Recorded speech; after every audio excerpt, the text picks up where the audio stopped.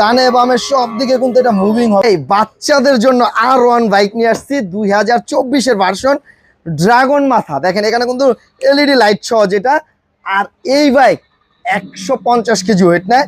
বাইকের ডিজাইনটা দেখেন কত সুন্দর, 2024-এর মডেল। আর এটা কিন্তু ব্যাটারি চালিত, রিচার্জেবল, চার্জ দিয়ে চালাতে হয়। দুইটা বাচ্চা বসতে পারবে। চাকাগুলাতে দেখেন কত সুন্দর লাইটিং আছে ভাই।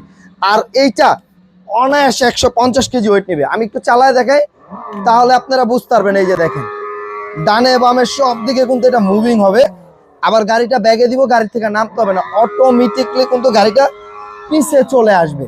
আর বাচ্চা যখন মনে করেন, অনেকে বাচ্চা আছে যে ভাই আমার বাচ্চা সাইকেল চালাইতে পারে, হ্যাঁ আমার বাচ্চার জন্য সাপোর্ট চাকা দরকার নাই, এটা খুলে দিতে পারবেন। এটা আছে ভাই।